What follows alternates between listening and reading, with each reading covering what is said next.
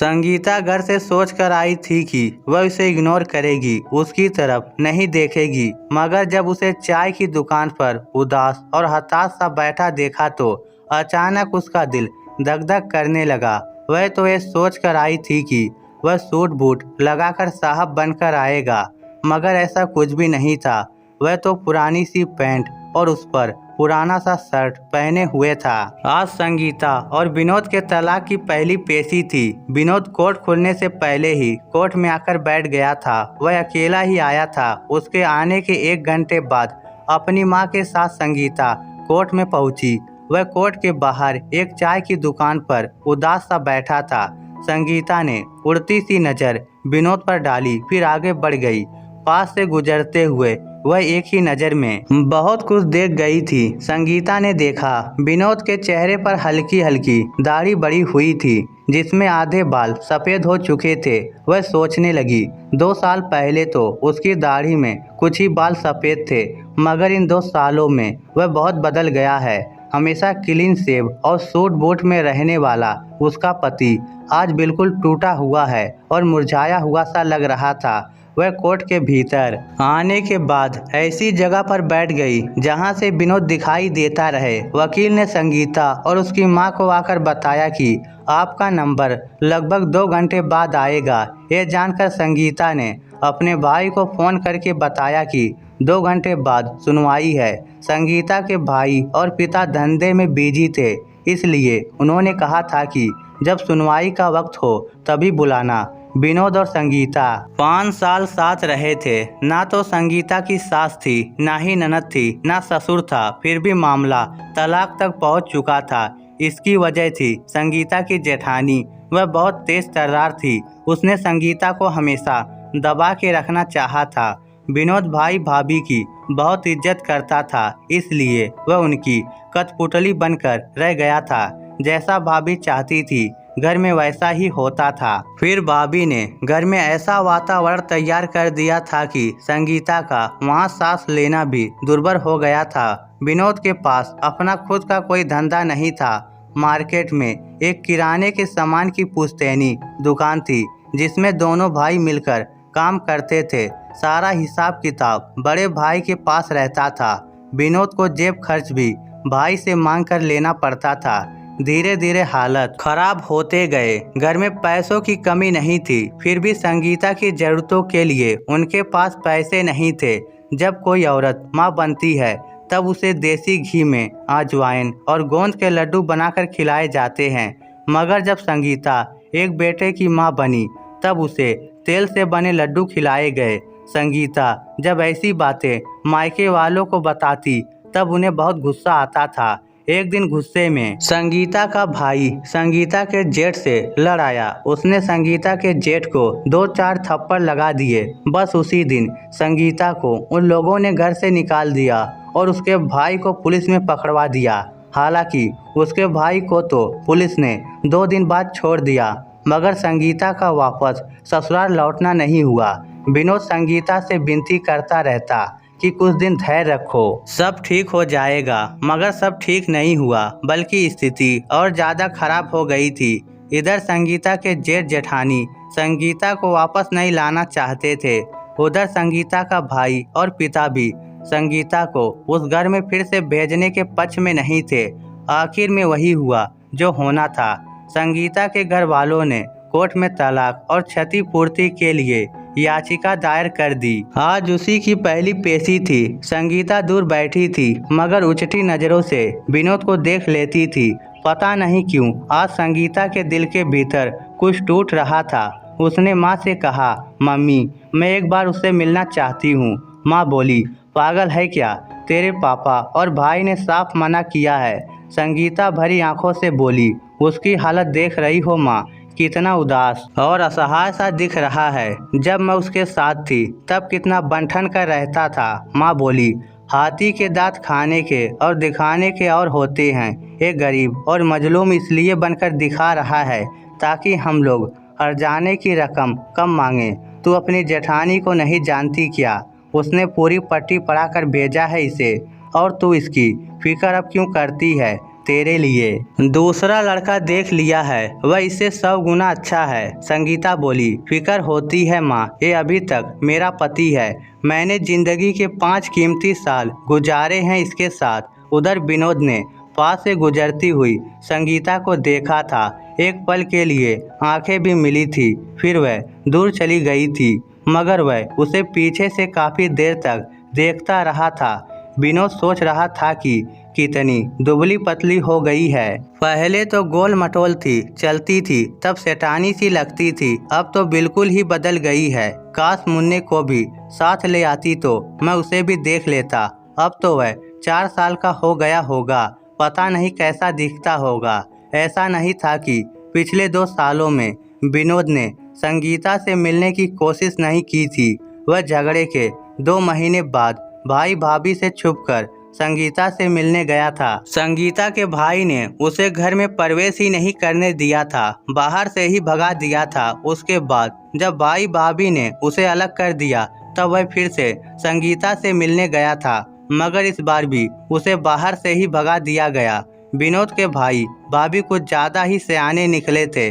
जब उन्हें लगा कि अब संगीता के घर वाले मुकदमा करने वाले हैं, तब बंटवारा करके विनोद को अलग कर दिया था ताकि मुकदमे में उनका पैसा ना लग जाए। पिछले 6 महीने से विनोद अकेला रह रहा था। बंटवारे में भी विनोद को कुछ खास नहीं मिला था।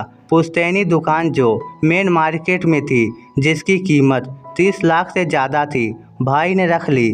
भाई ने उसकी कीमत 20 लाख रुपए बताई और फिर विनोद को नगद 10 लाख रुपए दे दिए। दुकान में जो लाखों का सामान था वह भाई ने यह कहते हुए रख लिया था कि वह उसका कमाया हुआ है। घर में विनोद के हिस्से में 2 कमरे आए थे जिनमें वह अकेला रह रहा था। विनोद ने पैसे बैंक में डाल दिए थे और अब वह किसी दूसरे की दुकान में 10,000 रुपया महीने की पगार पर नौकरी कर रहा था। उसकी जिंदगी बर्बाद करके भाई भाभी उससे पल्ला झाड़ चुके थे। आज विनोद थोड़ा डरा हुआ था। उसका मन कर रहा था कि एक बार संगीता से बात कर ले, मगर अब उसे लग रहा था कि बात करने से कोई फायदा नहीं होगा। मुकदमा दायर हो चुका है, अब वही होगा जो कोर्ट चाहेगा। अगर अब उसने जबरदस्ती बात करनी चाही तो पता नहीं उस पर और क्या नया इल्जाम लग जाए।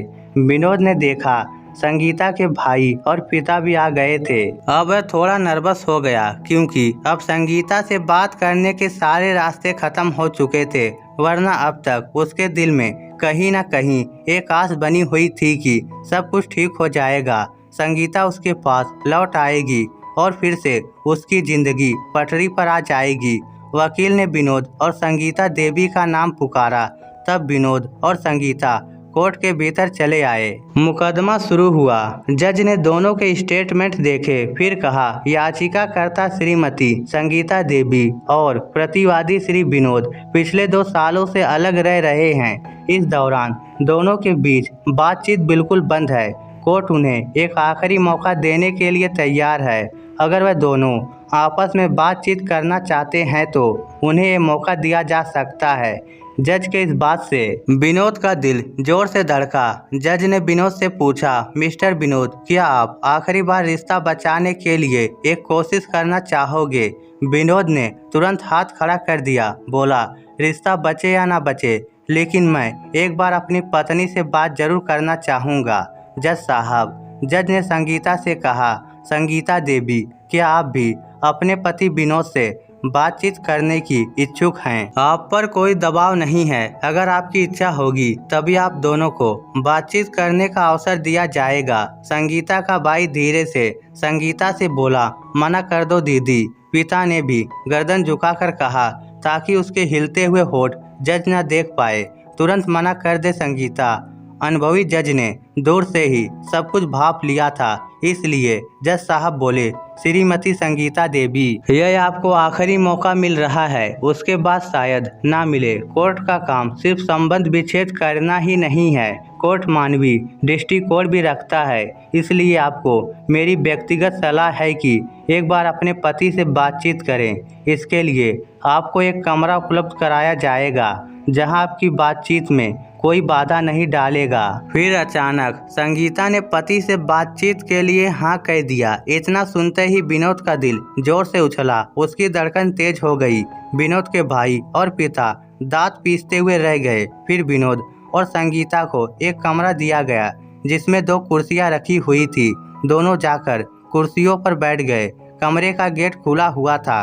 गेट पर एक पुलिस खड़ा हुआ था ताकि कोई अप्रिय घटना न घट जाए। दोनों कुछ देर तक एक दूसरे का चेहरा देखते रहे। पहले विनोद बोला, मुन्ना कैसा है? संगीता बोली, अच्छा है। वह बोला, अब तो दौड़ने लगा होगा, साफ बोलने लगा होगा, मगर मुझे तो भूल गया होगा। संगीता बोली, जब गई थी तब 2 साल का ही तो था। शुरू में पापा पापा बोलता था, मगर धीरे धीरे भूल गया। विनोद आंसुओं को साफ करते हुए बोला, बहुत याद आती है उसकी, साथ ले आती तो देख लेता। वह बोली, कैसे लाती? पापा ने मना कर दिया था। विनोद बोला, तुम्हारे पापा भी तुम्हारे भाई के साथ हो गए हैं, अब फिर से मुझे तुम्हारे साथ नहीं देखना चाहते। वह बोली, शुरू में पापा रिश्ता बचाना चाहते थे, मगर आपके भाई भाभी ने उन्हें बहुत बुरा भला कहा था। वह बोला, अब भैया और भाभी मेरे साथ नहीं रहते, वह अलग हो गए हैं। फिर विनोद ने बंटवारे का पूरा किस्सा संगीता को बता दिया। संगीता बोली, आपको नहीं लगता आपके भाई ने आपको दुकान के बदले में 10 लाख दिया वह कम है? विनोद बोला, जानता हूँ कम है, मगर अब मैं अकेली जान हूँ, क्या करूँगा पैसों का, इसलिए उन्होंने जो दिया वह मैंने ले लिया। वह 10 लाख भी मैं तुम्हें दे दूंगा, तुम उनसे मुन्ने की ढंग से परवरिश करना। विनोद आगे बोला, मैं अभी 10,000 रुपये महीने के कमा रहा हूँ। अगर कोर्ट तुम्हारे लिए महीना बांधता है तो मैं 5,000 रुपये महीने के तुम्हें भेजता रहूँगा। संगीता बोली, उसकी ज़रूरत नहीं पड़ेगी, पापा ने मेरे लिए एक लड़का देख रखा है, 2 बच्चों का बाप है, मगर सरकारी नौकरी वाला है। उसकी पत्नी का निधन हो चुका है। इतना सुनते ही विनोद को लगा जैसे दिल के भीतर से कुछ टूट रहा है। वह जज्बातों को दबाते हुए बोला, एक बात पूछें? संगीता उसकी आंखों में देखते हुए बोली, क्या? इस बार वह जज्बातों को दबा ना सका। बिखरती आवाज को संभालने की नाकाम कोशिश करते हुए बोला, मेरी याद आती है क्या? इतना सुनते ही संगीता का चेहरा भी बिगड़ने लगा। उसने रुलाई को रोकने की नाकाम कोशिश करते हुए हाँ में गर्दन हिलाई। विनोद ने जब संगीता की आंखों से आंसू निकलते देखे तो उसने खुद की आंखों को भी खुला छोड़ दिया। आंसू तो किनारे पर रुके हुए थे, ढील देते ही टपक टपक नीचे गिरने लगे। वह रोते रोते बोला, मुझे भी तुम्हारी बहुत याद आती है, सारी रात करवटें बदलता रहता हूँ। तुम मेरे जिस हाथ का तकिया बनाकर सोया करती थी ना, वह रोज तेरा इंतजार करता है और ये आंखें तो हर पल तेरी बात जोहती रहती है। संगीता बोली, इतना चाहते थे फिर लेने क्यों नहीं आए?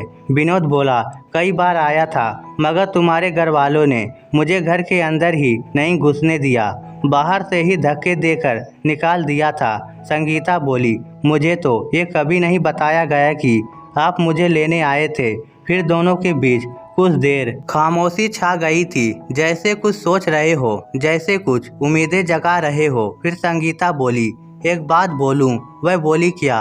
वह खड़ी होते हुए बोली, मुझे आपके गले लगना है, अरसा हो गया आपके स्पर्श को तरस गई हूँ। विनोद भी खड़ा हो गया था। फिर दोनों सुबकते हुए एक दूसरे के गले लग गए। बाहर खड़ा गार्ड सब सुन रहा था, कभी कभी तिरछी नजरों से देख भी लेता था। जब वे दोनों रोते हुए गले मिले तो गार्ड अपनी आंखें पोंछते हुए गेट से दूर हट गया।